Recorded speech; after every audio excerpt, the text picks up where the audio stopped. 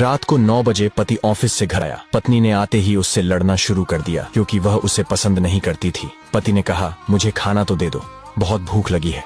पत्नी बोली, खुद जाकर खा लो, मुझे नींद आ रही है। पति चुपचाप सुनता रहा और पत्नी पूरी रात उससे लड़ती रही। जब सुबह हुई तो पति ने कहा, मुझे नाश्ता तो दे दो। पत्नी ने गुस्से में कहा, मैं तुझसे तंग आ गई हूँ, भगवान करे तू मर जाए। पति कुछ नहीं बोला और चुपचाप ऑफिस चला गया। पत्नी अपने बच्चों को स्कूल से लेकर वापस आ ही रही थी तो उसने देखा घर के सामने भीड़ लगी हुई थी।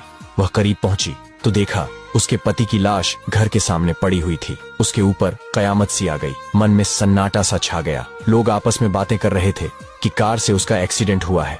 पत्नी जोर से चीखने लगी और चिल्लाने लगी कि मनोज उठ जाओ, मैं अब तुमसे कभी नहीं लड़ूंगी, तुम्हें कुछ नहीं कहूंगी, मुझे कुछ नहीं चाहिए। उठो मनोज, तुम्हें भूख लगी थी ना, चलो मैं खाना देती हूँ, मुझे छोड़कर ना जाओ, उठ जाओ।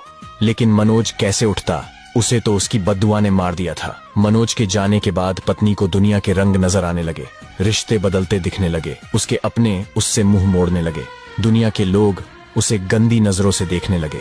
फिर कुछ दिनों में उससे उसका घर भी छीन लिया गया, जो हिस्सा उसका बनता था सासुराल वालों ने उसे दे दिया। पति के मरने के बाद उसे एहसास हुआ कि पति जैसा भी हो, चाहे पसंद का हो या नापसंद का, लेकिन औरत के सर का ताज होता है। अगर सहमत है तो यस लिखे।